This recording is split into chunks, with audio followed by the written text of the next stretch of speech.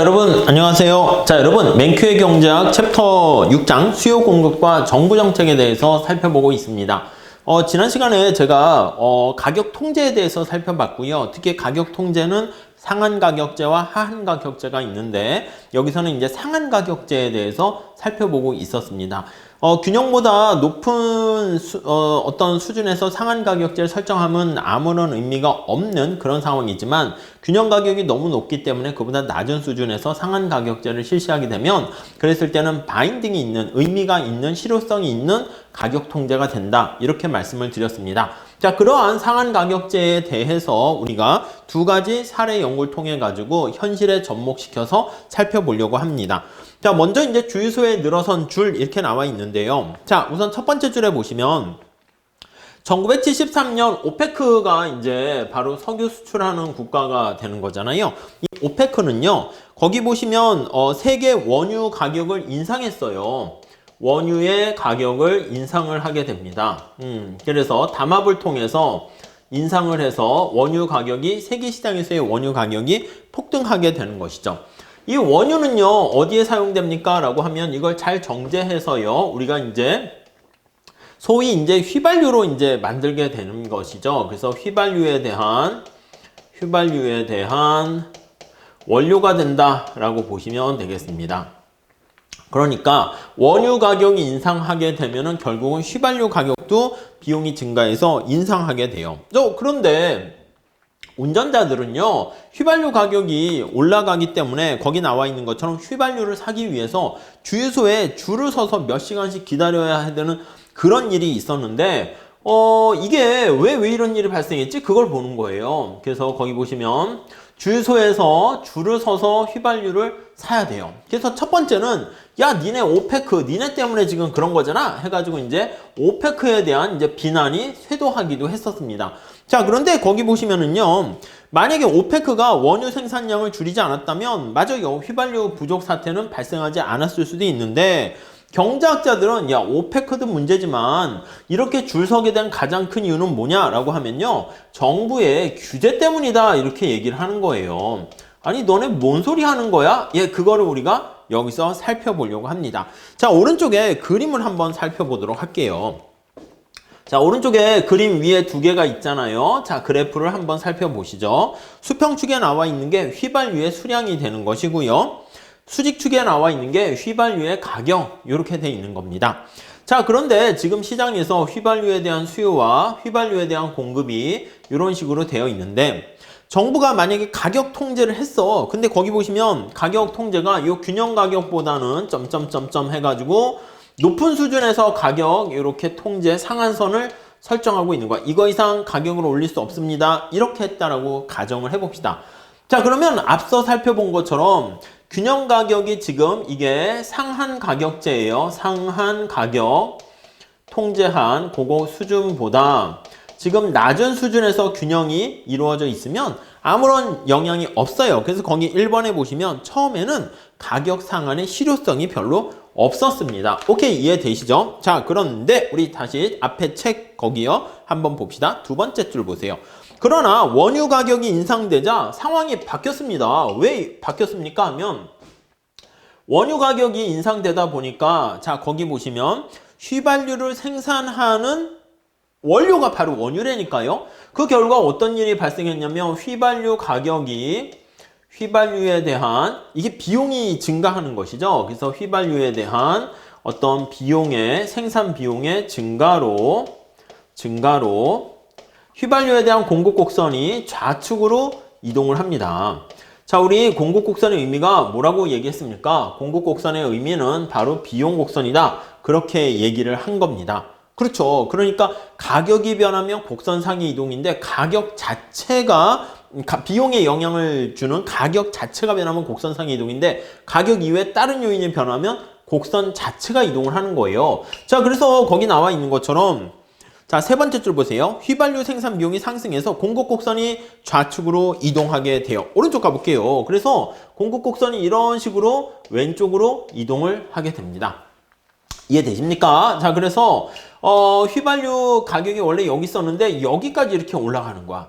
자, 그림이 좀 거기 책에 있는 것 좀 이렇게 좀 이쪽을 크게 그렸으면 좋았을 텐데 안타깝긴 한데요. 균형 가격이 이렇게 올라가야 되는데 어떻게 해요? 올라가지 못하고 원래는 이렇게 올라가야 되는 거예요. 그러면 다시 수요 공급이 일치해 가지고 균형 거래량이 딱딱딱 매칭이 될 텐데 가격 상한제에 딱 걸리는 거야. 그래 가지고 안 돼, 못 올라가. 이런 일이 발생하는 겁니다. 자, 그러면 우리가 여기에 포커스를 맞춰 볼게요. 여기에 포커스를 맞춰서 한번 봐보세요. 어떤 일이 발생한 거예요? 그렇죠. 여기 나와 있는 것처럼 네, 글씨를 좀 작게 해야 되겠습니다. 색깔을 이걸로 할까요? 이걸로 합시다. 그래서 여기 보시면 여기서부터 여기까지 초과 수요가 발생하는 거야. 이게 바로 물량 부족의 현상이 발생하게 되는 거예요. 물량 부족 이런 현상이 발생하게 되고요. 이런 물량 부족 현상이 발생하게 되니까 어떻게 해?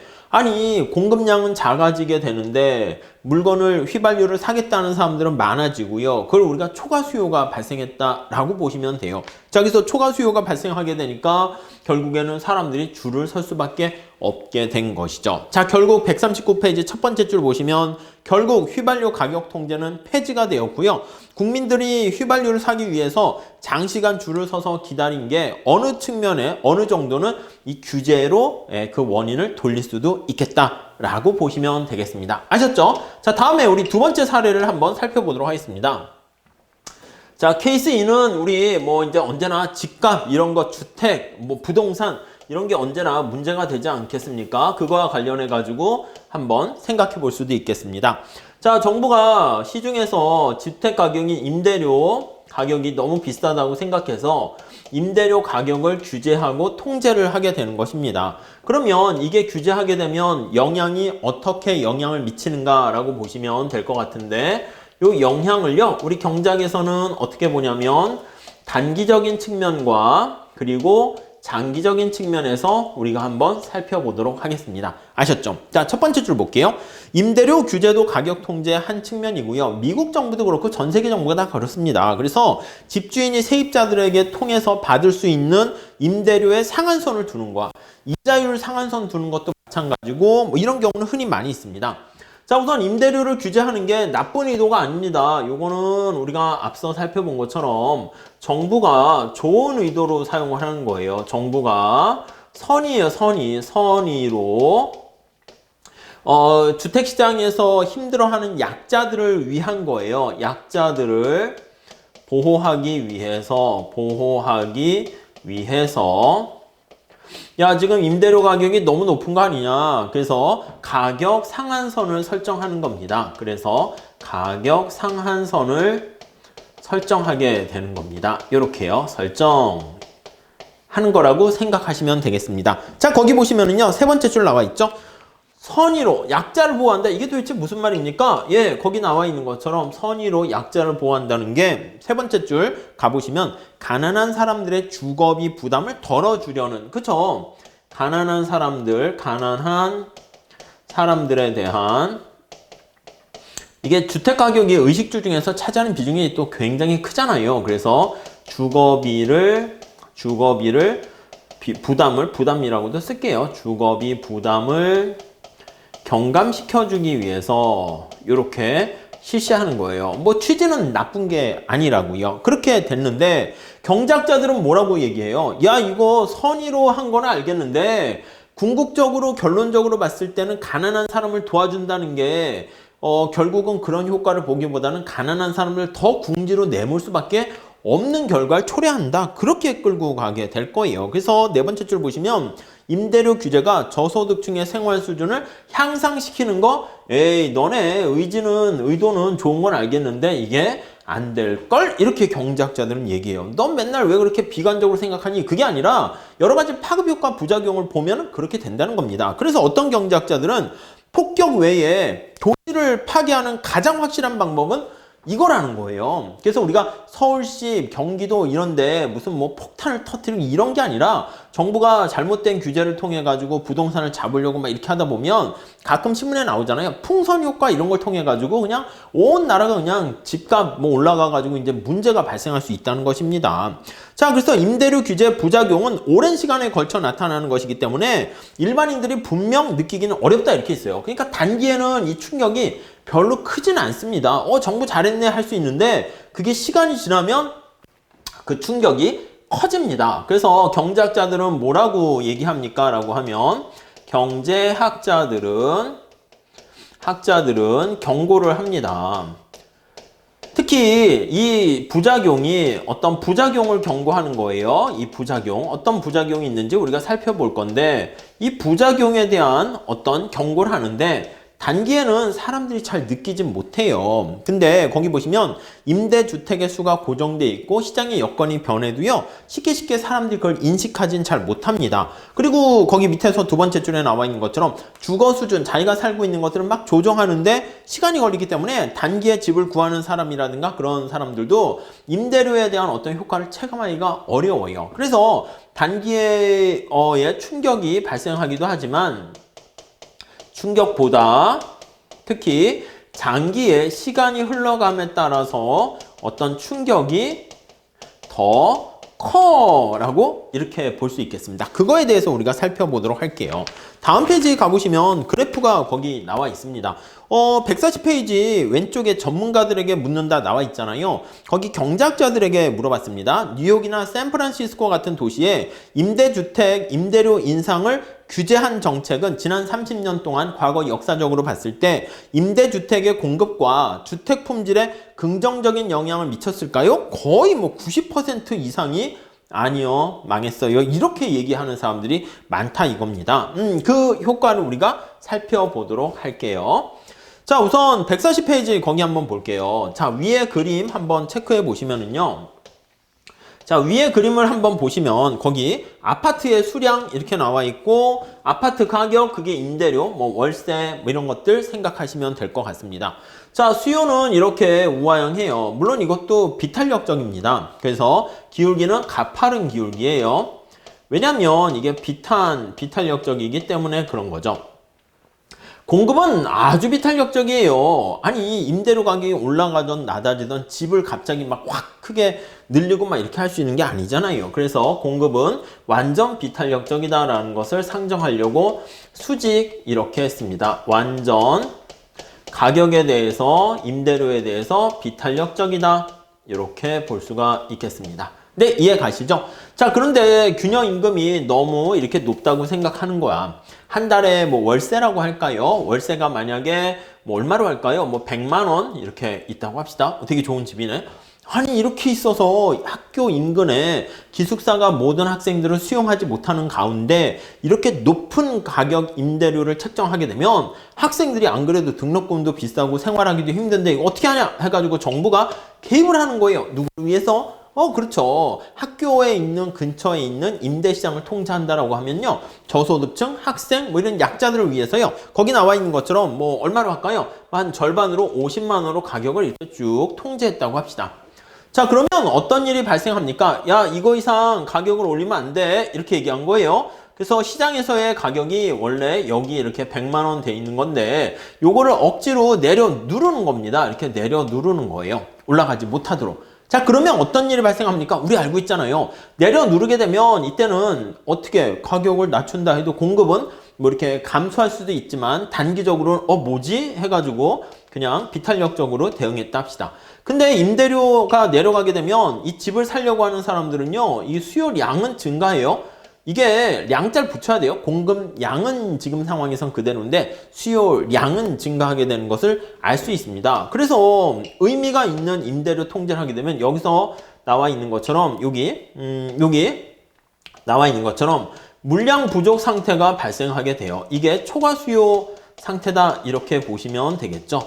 아니 그래서 집을 구하려는 사람들은 이렇게 많은데 집이 부족한 거야. 그래서 물량 부족, 초과 수요 상태가 발생하게 되는 것을 알 수가 있습니다. 요거는 지금 단기적인데 만약에 장기가 되면 어떻게 됩니까 하면요. 이게 더 심각해져요. 여기 보시면 시간이 흘러서 장기적으로는 시간이 흐르면 네, 어떤 결과를 초래하나 한번 보세요. 자, 우선 요 그림하고 같이 비교해 봐야 되는데 위에 그림이 잘 나와 있어요. 공급 곡선도 탄력적으로 대응을 하는 거야. 안 되겠다. 야, 임대료 이렇게 낮은데 절반인데 됐어. 그냥 뭐 학생들이 이렇게 했더니 아유 이거 뭐 그냥 문제도 많고 복잡하고 그냥 아유 그냥 창고로 쓸랜다. 이렇게 해서 공급량이 줄어들 뿐만 아니라 가격이 싸지니까 이거 수요도요. 수요 곡선도 탄력적으로 변해요. 그래서 요 가격 그대로 한번 볼게요. 요 가격 가능한 한 그대로 해서 한번 살펴보면 자, 요렇게 돼 가지고요. 여기 나와 있는 것처럼 임대료를 이만큼 50만 원으로 통제를 했습니다. 50만 원으로. 근데 아까는 공급 곡선이 여기 나와 있는 것처럼 살짝 여기가 이렇게 수직이었었잖아요. 근데 공급 곡선이 맞아요. 거기 있는 것처럼 이런 식으로 탄력적으로 우상향하는 형태로 바뀌고요. 수요 곡선도 더 탄력적으로 변하는 거야. 이런 식으로 탄력적으로 되는 결과를 초래합니다. 자, 그러면 원래 여기가 이제 균형점이었잖아요. 이거 좀 맞출게요. 안 맞춰지는 것. 여기 이렇게 상황이 있었는데요. 이렇게 있었는데요. 근데 여기 나와 있는 것처럼 균형 임금보다 임대료를 이렇게 해서 통제를 하다 보니까 시중에 여기 나와 있는 것처럼 살려고 하는 사람들은 이만큼인데 많은데 공급량이 작아요. 그래서 물량 부족의 크기가 어떻게 됩니까? 물량 부족이 더 커진다라고 더 커져 라는 것을 알 수가 있을 것입니다. 아셨죠? 그렇게 정리하시면 되겠어요. 자, 그래서 140페이지 마지막 단락 보시죠. 자, 그러나 시간이 흐름에 따라 임대주택의 수요자와 공급자들이 시간의 여건에 보다 민감하게 반응하므로 자, 이거요. 수요와 공급이 민감하게 반응을 하게 되고요. 이 민감하게 반응한다는 게 뭐야? 탄력성이 커진다 이렇게 보시면 되겠습니다.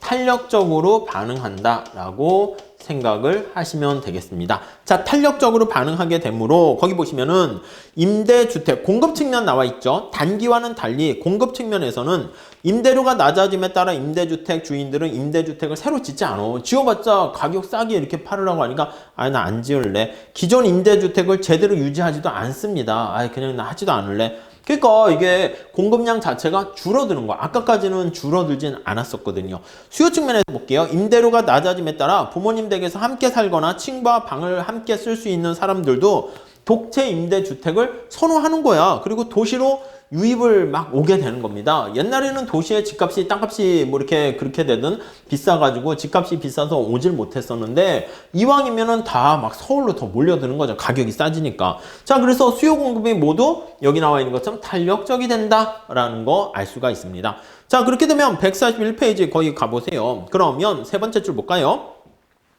정부의 이러한 임대료 규제로 인해서 임대료가 균형 수준보다 낮아지게 되면 임대주택의 공급은 크게 줄어들게 되고요. 아까보다 이렇게 크게 줄어드는 거 아시겠죠?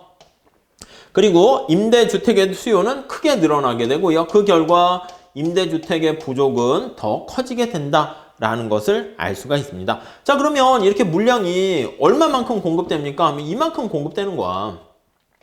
그건 여기에 희소한 물량이잖아요. 제한된 희소한 지분, 물량은, 자원은 어떻게 나눠야 됩니까? 하면은요, 거기 보시면 첫 번째는 여러 가지 다양한 방식으로 사람들에게 주택을 배당하게 되는데, 아까 얘기한 것처럼요, 첫 번째는 거기 보시면 선착순 방식을 쓸 수가 있어요. 선착순, 이렇게요. 그리고 거기 보시면은 또 아이가 없는 세입자를 우대하는 주인들도 있을 수 있어요. 집주인들이 먼저 오시는 분 할 수 있고요. 집주인들이 애들 있으면 시끄럽고 층간소음 이렇게 있으니까 애 없는 집들만 받아서 이 차별하는 거잖아. 차별. 집주인들이 차별하는 그런 문제가 발생할 수 있고요. 그 다음에 거기 보시면 또 심지어는 인종차별이 생길 수 있고 아니면 건물 관리인에게 뇌물을 주는 경우도 있어요. 저기요, 저를 좀 먼저 이렇게 좀 해주시죠. 아니면 웃돈을 올려주는 거야. 여기 보시면은 공급량이 이거니까 수요 곡선이 뭐야? 그래요, 맞아요. 이렇게 돼가지고 더 높은 가격으로 이렇게 임용계약을 체결합니다. 그럼 우리가 소위 뭐라고 그래요?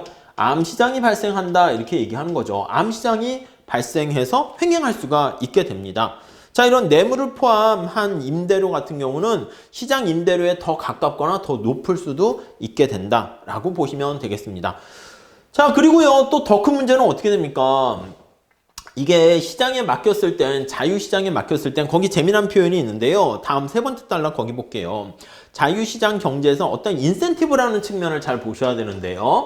인센티브요. 어떤 경제활동이 유인에 반응한다. 우리가 경제를 지배하는 10가지 법칙 뭐 이런 식으로 봤잖아요. 거기 보시면 자유시장 경제에서는 뭐야? 임대주택 사람들이 집을 깨끗하게 유지하고 안전하게 유지하려는 이유가 뭐야? 사람들, 소비자들을 끌어들이기 위해서 우리 집으로 오세요. 이렇게 얘기를 한단 말입니다. 그렇게 해야지 더 높은 임대 가격을 받을 수 있기 때문에 깨끗하게 이렇게 하는데 이런 경우는 당신이 안 와도 여기 올 사람 넘칩니다. 이렇게 되니까 어떤 일이 발생해요? 맞아요. 소비자들의 요구, 뭐 이렇게 빗물이 새요, 수돗물이, 녹물이 나와요.